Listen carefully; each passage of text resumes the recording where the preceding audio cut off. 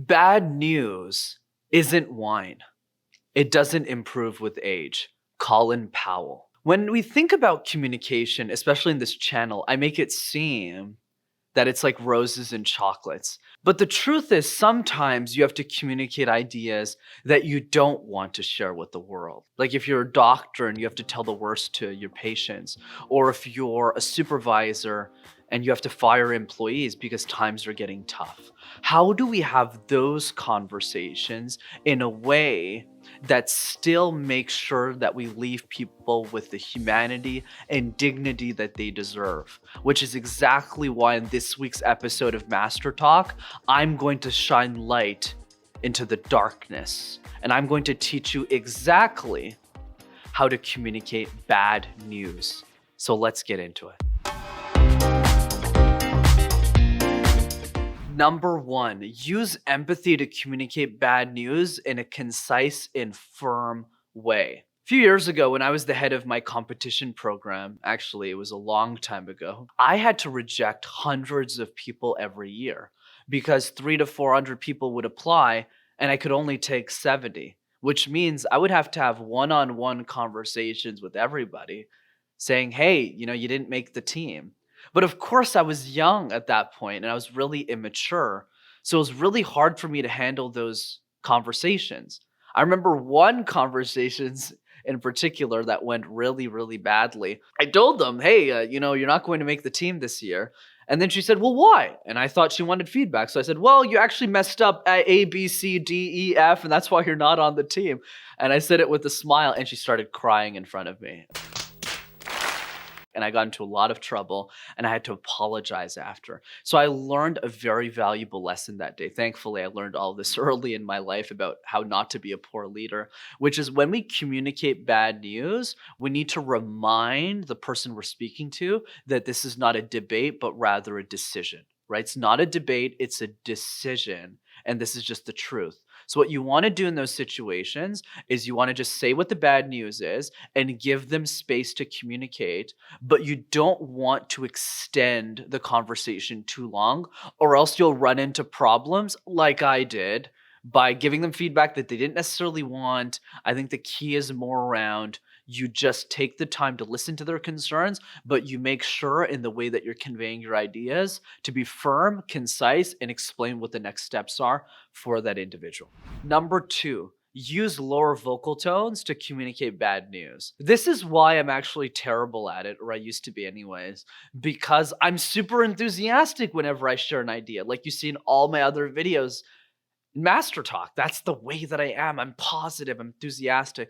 But when you do that, when you're communicating bad news, you sound really off-putting. Hey, John, I just wanted to let you know that you're fired. So notice how when you communicate that way, it feels cold, it feels distant, it feels like, hey, you're not really empathetic. You don't understand what I'm going through right now. So I actually had to force myself to change my tone to say, hey, John, I got some bad news. Unfortunately, we needed to downsize this role and you just didn't make the cut. So I really apologize for that.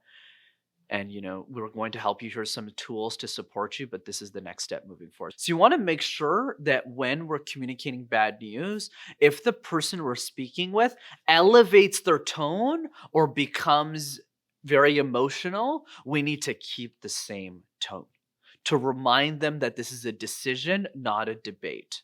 So if they go, what do you mean? I lost my job or this happened or X happened or I didn't get on the team or I'm not going to get my croissant or something like that, we need to keep the same tone.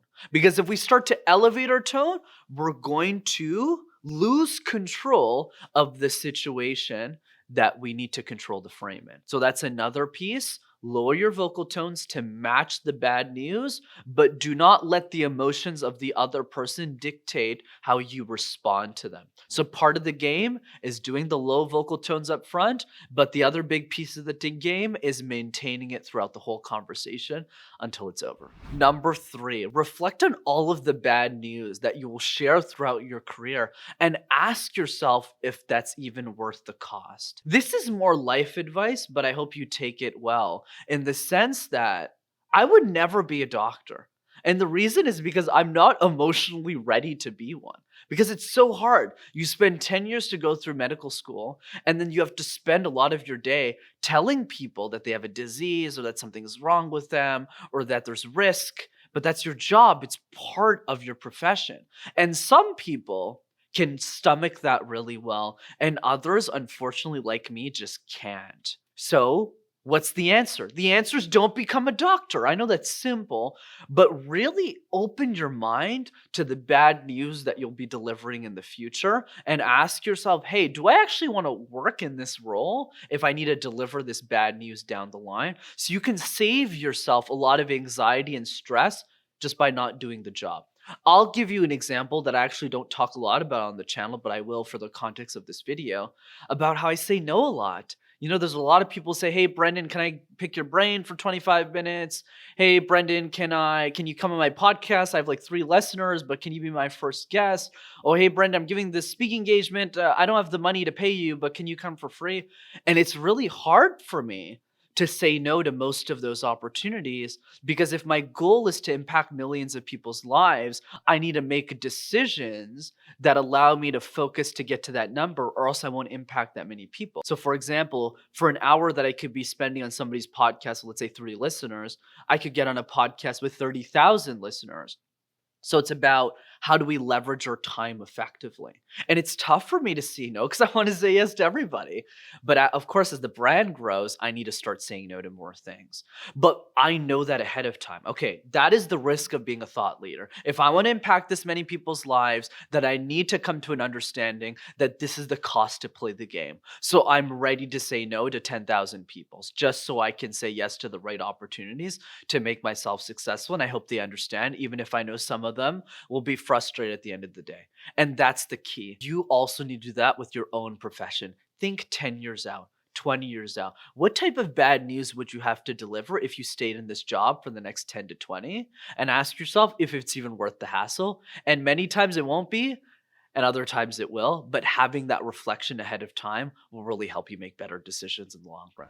As Colin taught us, bad news is like wine.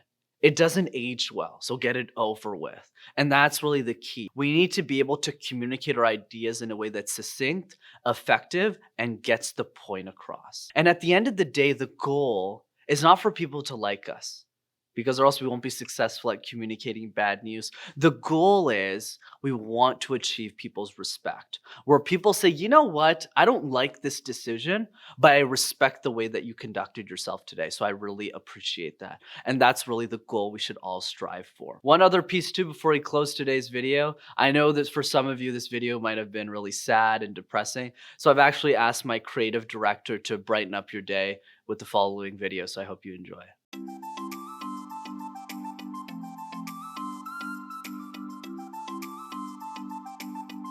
As always, if you enjoyed this week's episode of MasterTalk, or if you hated it, be sure to smash that like button and subscribe to the YouTube channel as well to see more videos like this. And I also do bi-monthly communication workshops over Zoom that are fun, they're live, they're interactive, and they're free. And you'll get to see me deliver those tips, and you'll get to see it live as well. So I encourage you to jump on one of those free calls. The link is in the description and the comment section below. If you know one person who struggles with communicating bad news like I used to, be sure to send them this video so that they'll be one step closer to mastering their talk. Thanks so much, everyone.